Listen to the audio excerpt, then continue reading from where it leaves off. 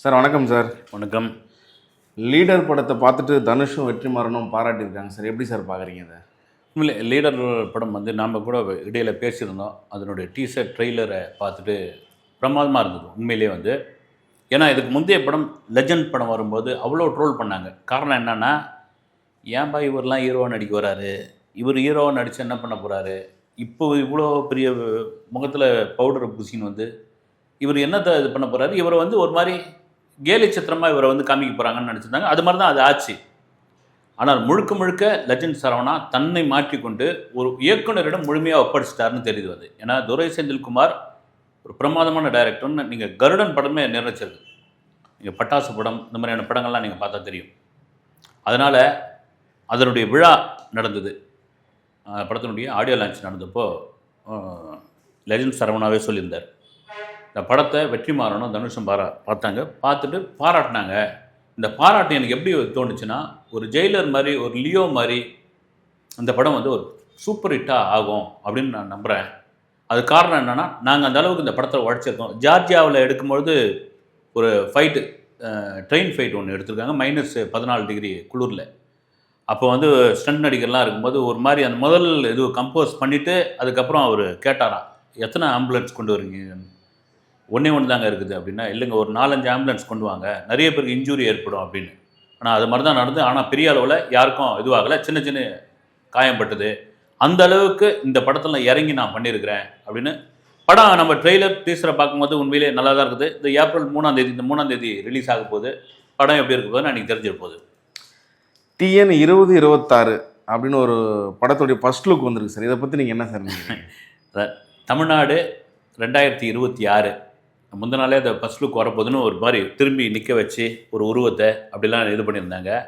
என்னோட அது ஒரு பெரிய, அது என்ன நினச்சாங்கன்னா, தமிழ்நாடு 2026 அந்த லுக்கு பார்த்துட்டு ஏதோ ஒரு அரசியல் படம், குறிப்பாக ஏதோ ஒன்றும் இல்லை, விஜய்க்கான அரசியல் படம் இது ஒரு பரபரப்பு ஏற்படுத்த போகுது அப்படின்னு பார்த்தா, அந்த போஸ்டர் விட்டாங்க. அந்த லுக்கை விட்ட பிறகு அது கணத்தில் போட்ட கல் மாதிரி ஒன்றுமே அது இதுவாகலை. காரணம் என்னென்னா, நீங்கள் மிக சமீப காலமாக, அதுவும் விஜய் அரசியலுக்குள்ளே வந்த பிறகு விஜயை மையப்படுத்தினா அந்த அரசியல் எதுவும் சொல்கிற மாதிரி, ஜனநாயகனை சொல்கிற மாதிரி நிறைய படங்கள்லாம் கூட, படம் ஷோ முடிஞ்சு கூட நிறைய பேர்லாம் கேள்விலாம் கூட, விஜய் சம்மந்தப்பட்ட கேள்வியெல்லாம் கூட பத்திரிகையாளர் கேட்டிருந்தாங்க. இந்த படத்தில் டீகோட் பண்ணியிருக்கீங்களே, நீங்கள் இவரை தானா, அந்த படத்தில் டீகோட் பண்ணியிருக்கீங்களேன்னு. மக்கள் அதெல்லாம் ஏற்றுக்கவே மாட்டாங்க. நீங்கள் இதை விஜயை வச்சு இந்த படத்தை ப்ரொமோஷன் பண்ண பார்க்குறீங்க, விஜயை வச்சு இந்த படத்தை பப்ளிசிட்டி பண்ண பார்க்குறீங்க அப்படின்னு அவங்க தெளிவாக புரிஞ்சுக்கிட்டாங்க. எனக்கு கூட அந்த TN 2026 படத்தினுடைய லுக்கு பார்த்த பிறகு நட்டி தான் நடிச்சிருக்காரு. ஒயிட் ஷர்ட்டு, சந்தன கலர் பேண்ட்டு, விஜயோட இது சுற்றி ஆட்கள்லாம் நிற்கிறாங்க, இது பிடிச்சிருக்காங்க, பதாகைகளை பிடிச்சிருக்காங்க. அதில் ஒரு கேரக்டர் ஜூம் பண்ணி பார்த்தீங்கன்னா தெரியும், இளவரசன் நின்றுட்டு இருப்பார், நாஞ்சில் சம்பத் மாதிரியே இருப்பார். அந்த படத்தில் டைரக்ட் பண்ணுறது தம்பி ராமையாவுடைய பையன் உமாபதி ராமையா, அர்ஜுனுடைய மரும்பிள்ளை. தம்பி ராமையா தான் கதை. இவர் துபாயில் இருக்கார், கண்ணன் ரவி தான் அதை ப்ரொடியூஸ் பண்ணியிருக்காரு. அவர் படம் பொங்கலுக்கு ரிலீஸ் ஆச்சு பாருங்கள், TTT. அது கூட பார்த்தீங்கன்னா அந்த நேரத்துக்கு கரெக்டாக அந்த பொங்கல் கேப்பில் ரிலீஸ் பண்ணுது. ரெண்டாவது அந்த படத்தில் ஒரு டைலாக் ஒன்று வரும், படித்து சொன்னேன்டா கேட்டிங்களாடா அப்படின்னு ஒரு அன்பில் மகேஷ் பேசுகிற டைலாக் உள்ளே வச்சுருப்பாங்க, ஜீவா பேசுகிற மாதிரி. அது அந்த படத்துக்கு ஒரு பெரிய ஹிட் ஆகிடுச்சு. ஆனால் இது முழுக்க முழுக்க விஜயை இந்த படத்துக்கு விஜயை விளம்பரமாக யூஸ் பண்ணிக்கிறாங்களோ அப்படின்னு தோணுது. ஆனால் தான் ரசிகர்கள் இந்த பெரிய அளவில் கவனிக்கலன்னு எனக்கு தோணுது. சமீப காலமாக ஐஸ்வர்யா ராஜேஷ் ஆளே காணாமல் சார். என்ன தான் சார் பண்ணிட்டு இருக்காங்க? ஐஸ்வர்யா ராஜேஷ் இந்த பக்கம் இருந்து எல்லாத்தையும் காலி பண்ணின்னு ஆந்திரா பக்கம் போயாச்சு, தெலுங்கு பக்கம். தெலுங்கில் அவங்க வெங்கடேஷ் கூட ஒரு நடித்த படம் அந்த படம் அங்கே சூப்பர் டூப்பர் ஹிட்டு. அதில் கூட ஐஸ்வர்யா ராஜேஷ் ஒரு பெரிய கேரக்டர்னாலும் ஒரு வெற்றி படத்தில் இருந்தேன்னு சொல்லி அந்த வெற்றி படத்தினுடைய ஃபங்க்ஷன்லாம் பார்த்திங்கன்னா ஒரு மாதிரி சேட்டெல்லாம் பண்ணிக்கிட்டு இருந்தாங்க. அதெல்லாம் வைரல் ஆச்சு அங்கே தெலுங்கில். இப்போ தமிழில் ஒரு பெரிய வாய்ப்பெல்லாம் இல்லை. காரணம் என்னென்னா, இந்த காக்கா முட்டை, அந்த காக்கா முட்டை தான் ஒரு பெரிய பேர் வாங்கி கொடுத்து. அப்புறம் கனா படம் சிவகார்த்தியின் தயாரிப்பில். ஆனால் உங்களுக்கு எல்லாருக்கும் தெரியாத ஒன்று என்னென்னா, அவர்களும் இவர்களும் ஒரு படம், அதுதான் ஐஸ்வர்யா ராஜேஷ் அறிமுகமான படம். ஆனால் எங்கேயுமே அந்த படத்து பேரை சொல்லவே மாட்டேங்கிறாங்க. அந்த படத்துடைய டைரக்டர் வீரபாண்டியன் அப்படின்னு. அவர் இன்றைக்கி கடலூர் பக்கத்தில் ஒரு ஊராட்சி மன்ற தலைவராக இருக்கார். அவர் சுழற்சியாக நின்று ஜெயிச்சு அவர் இதுவாகிட்டார். அது சினிமா வேணான்னு போயிட்டார் அவர். ரைட், நல்லா இருக்கா. இப்போ நாகார்ஜுனாவுடைய 100வது படம் தெலுங்கில் எடுக்கிறாங்க. தபு, இன்னொரு கதாநாயகிலாம் நடிக்கிறாங்க. அதில் 3வது கதாநாயகியை கடைசி நேரத்தில் ஐஸ்வர்யா ராஜேஷ் ஃபிக்ஸ் பண்ணியிருக்காங்க. ஏறக்குறைய தெலுங்கு பக்கமே போயாச்சு. வழக்கம் போல் என்ன இருக்குது, இங்கேருந்து பார்த்திபன் போனார்னா நானும் நாயுடு தான் அப்படின்னு சொல்கிறது.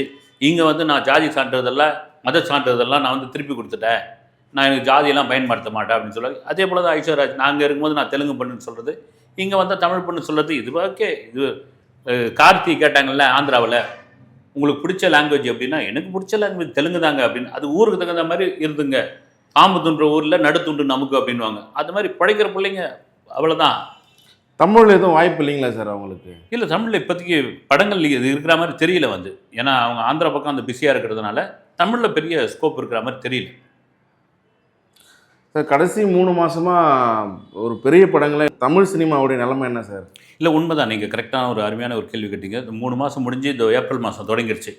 3 மாதம் 90 நாட்களில் தமிழ் சினிமா, குறிப்பாக திரையரங்கு உரிமையாளர்கள் ஆக்சிஜன் இல்லாமல் இருக்கிறார்கள். அவங்களுக்கு ஆக்சிஜன் கொடுக்குற மாதிரியான படங்களை ஏதாவது படம் பார்த்தீங்கன்னா, சிறை, தாய் கழுவி, வித்து லவ், இது மாதிரி விரல் பட்டி எண்ணக்கூடிய சின்ன படங்கள் நினச்சா அந்த படங்கள் தான் வசூல் செஞ்சு கொடுத்துருக்கு. நீங்கள் தாய் கழுவி படம்லாம் வந்து 30 நாளில் 1 மாதம் ஆகிடுச்சு இந்த படம் ரிலீஸ் ஆகி 87 கோடி ரூபா வசூல் பண்ணியிருக்குது இந்த படம் வந்து. எவ்வளோ பெரிய இது பாருங்கள். ஆனால் எதிர்பார்க்கப்பட்ட படங்கள்லாம் ஓடவே இல்லை. அந்த அளவுக்கு நல்ல பெரிய ஹீரோக்கள் படமே இல்லை. ஜனநாயகன் ஜனவரி 9ஆம் தேதி வந்திருந்தால் நிறைய தேட்டருக்காரங்களுக்கு ஒரு கொண்டாட்டமாக மாறி இருக்கும். இல்லை. அதனால் நீங்கள் சொல்கிற மாதிரி இந்த 3 மாதத்தில் பெரிய படங்கள் இல்லைன்ற போது, ஜனநாயகன் ஜூன் 22 விஜயோட பிறந்த நாளுக்கு முன்னிட்டு தான் வரக்கூட வந்து. இப்போ இடையில பெரிய படங்கள் எதிர்பார்க்குறது ஏப்ரல் 30ஆம் தேதி வரப்போகிற கரை என்கின்ற கரசாமி தனுஷோடைய படம். அந்த படத்தை தான் எதிர்பார்த்துருக்கேன். போர்த்தொழில் டைரக்டர் தான் அந்த படத்தை டைரக்ட் பண்ணியிருக்காரு. ரொம்ப காம்பேக்டாக குறுகலாக சுருங்கிய நாட்களில் அந்த படத்தை எடுத்து முடிச்சிருக்காங்க. ஆனால் பயங்கரமாக பில்டப் ஒரு பக்கம் ஓடிக்கிட்டு இருக்கு. நல்ல டைரக்டர் தான். அவர் கூட ஒரு ஒன்லைன் சொல்லியிருக்காரு வந்து 1991 இப்போ ஈரானுக்கும் அமெரிக்காவுக்கும் சண்டை நடக்குல்ல, அது மாதிரி ஒரு சண்டையில் நடந்த ஒரு உண்மை சம்பவத்தை மையமாக வச்சு தான் அந்த படத்தை எடுத்திருக்கேன் அப்படின்னு ஒரு லீடு ஒன்று கொடுத்துருக்காரு. மற்றபடி அந்த படத்தினுடைய எதிர்பார்ப்பு இல்லை. இது ஒரு பக்கம் இருக்கும்போது மே 14 இது ஒரு பக்கம் இருக்கும்போது மே 14ஆம் தேதி கருப்பு, ஒரு வழியாக கருப்பு கருப்பு கருப்பு கருப்புன்னு போன தீபாவளிக்கு ஆரம்பிச்சதுங்க வந்து. சூர்யாவுக்கும் தியேட்டரிக்கல் படத்துக்கும் என்ன இது ஒன்றும் தெரியல, பஞ்சாயத்துன்னு தெரியல. ஒரு தியேட்டர் இட்டு கூட இப்போ கொடுக்கவே இல்லை. அவர் வந்து ஓடிடியில் தான் இட்டு கொடுத்தாரு. ஓடிடி ஹீரோனே தியேட்டருக்காரங்க சொல்கிற அளவுக்கு ஆகிப்போச்சு. ஆனால் அந்த கருப்பு வந்து அவருடைய இதுவை காப்பாற்றுமா, அந்த படம் எப்படி வந்திருக்குது, ஏதா வந்திருக்குது. ஆர்ஜே பாலாஜி அவர் தான் டைரக்டர். அவர் போய் ஐபிஎல் மேட்ச்சில் உட்காந்துக்கிட்டு கமெண்ட்ரி பண்ணுற நேரத்துலாம் கருப்புக்கு அப்டேட் போட்டுருந்தார். எல்லாம் பழைய அப்டேட் தான், அப்டேட் கொடுத்துக்கிட்டு இருக்காரு. இந்த 2 படம் வந்தால்தான் தமிழ் சினிமாவை காப்பாற்றுமா அப்படின்னு. இதெல்லாம் தாண்டி பெரிய ஹீரோக்கள் படம், ஒரு விஜய் படம், ஒரு ரஜினி படம், ஒரு அஜித் படம் வந்தால் தாங்க உண்மையிலே தமிழ் சினிமா கொண்டாட்டம், திருவிழா மாதிரி வந்து.